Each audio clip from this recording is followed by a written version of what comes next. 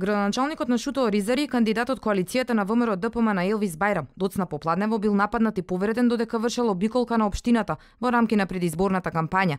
Според информациите од неговиот шеф на кабинет Аднан Мемет, кој го придружувал Бајрам, тие биле нападнати кога дошле пред штабот напротив кандидатот од СДСМ, Курто Дудуш. Бајрам со повреди е префрлен во градската општа болница 8 септември. Јас сум повреден со бокс, со шипка во рака. Сум исто така градоначалникот е повреден по него со шипка и со секира е дигнато рака и затоа апелирам до институциите, односно и до Државната изборна комисија и до Министерството за внатрешни работи да преземат мерки. Од Министерството за здравство преку официјалниот Твитер профил информираа дека Елвис Бајрам е надвор од животна опасност, а раната му е санирана со 6 конци.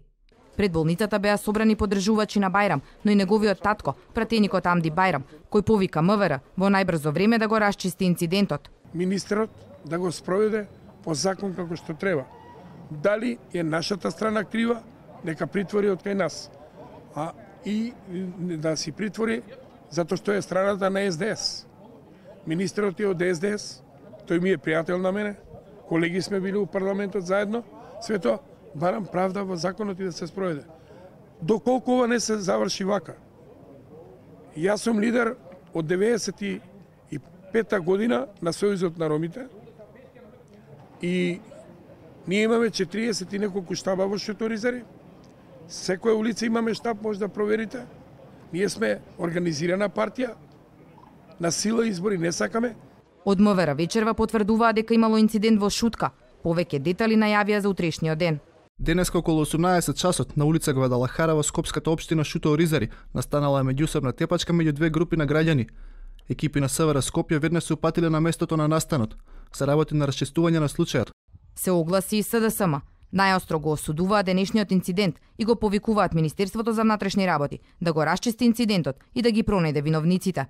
Ги повикуваме сите граѓани и политички субјекти да не подлекнуваат на провокации и да останат посветени на спроведувањето фер, слободни и демократски избори. За ВМРО ДПМН ова представува уште едно грубо и брутално нарушување на изборниот процес. Според партијата, постојат серија на груби прекршувања на изборниот закон, инциденти на кои полицијата и институциите на владата предводена од СДСМ молчат.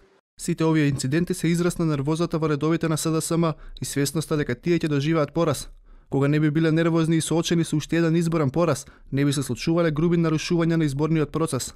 Од ВМРО ДПМН наведуваат 11 случаи кои според партијата представуваат грубо кршење на изборниот процес.